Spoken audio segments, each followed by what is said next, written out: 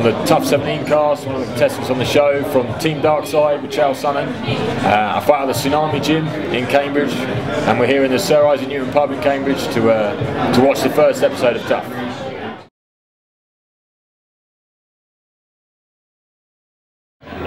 I don't know, this sounds weird or whatever, but I knew I was in the Ultimate Fighter from jump on the plane. Like, I knew I was going to get in.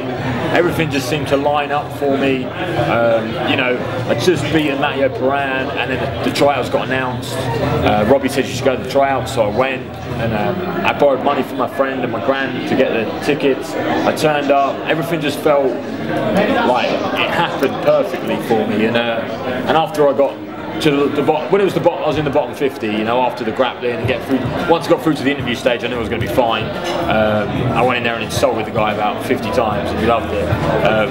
But after I got put down to the bottom 50 and I flew home, in my head I was prepared to go out to Vegas and do it. I knew that I was in, because a few things, I'm British, which obviously helps on an American show. I'm not, you know, that politics-wise it helps. I can talk and I can fight, so what more do they want? And I just knew it was going to happen.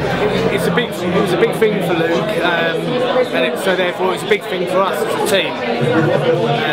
So I wasn't able to go to Vegas while he was there for the tryouts, so not knowing what's going on and waiting for a phone call made it really, really nerve-wracking.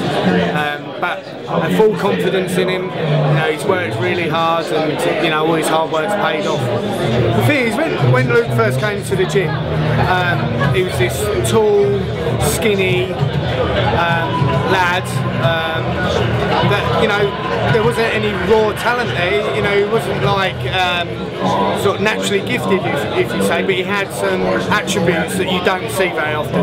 6'6" for a start. But the biggest thing with Luke is his work ethic when it comes to his training, and you know, he's sacrificed a lot to get where he is, and it just shows. You know, it isn't just about your natural talent. It's how hard you're prepared to work, and you know, how many sacrifices that you're prepared to give up to make sure you get your dream. Into the house, it was it was intimidating. You know, going in there with these guys was tough, and it took me a couple of weeks to adjust in the house, in the environment, to feel myself, and then as the series grows, you know, the big slope starts to come out. The house is full of people that can fight and are great fighters.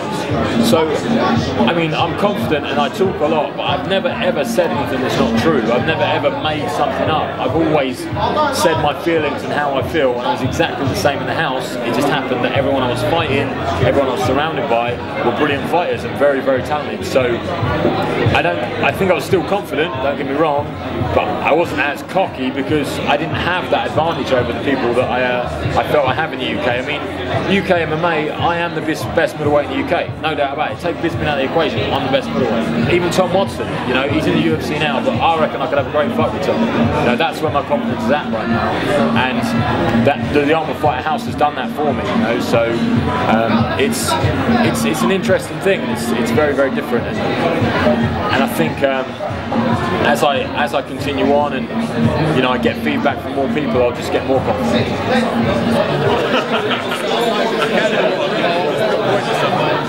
I think I'm more proud of him as a friend than secondly as a coach, because as a friend I know how much he has struggled and sacrificed to get to this point.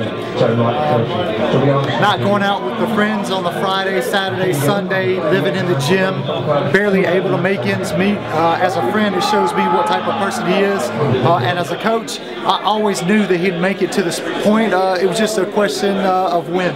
Yeah, being #1 pick was a bit surreal at the time. I remember looking around and thinking that everybody had more experience than me. I mean, I've only been doing MMA for 4 years in England. I said, Chow, what are you doing picking a British man first? What's wrong with you? You know I'm from England. You know we can't wrestle, right? And he was like, well, you know, you just had the determination, and you got hit. Like I got hit real hard in my fight. And, I mean, they make it look like pure domination on the TV program. Nicholas Cohen's a tough motherfucker. He come to win. He did not come to lose, and he hit me hard. Fractured my orbital, you know, the man wasn't playing around, and he said there was no moment in that fight where you looked like you were going to give up or you were going to lose, and your conditioning was at higher level than anyone else on the show. You were working constantly throughout the 2 5-minute rounds.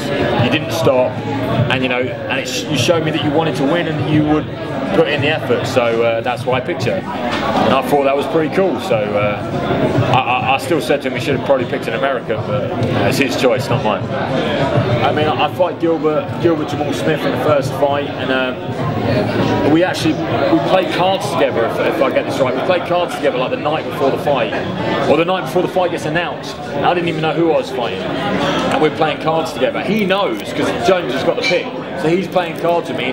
He's asking me all these questions, and I'm just blasé about it, talking to him. And it was a strange feeling, but you'll see throughout the series that I really don't give a shit. It doesn't bother me, and you know, once you get over the fact that you're in there with a guy, at the end of the day, you can talk all he wants. It's fighting that matters. So I didn't play any mind games, didn't play any tricks. I was just me and had some fun. So.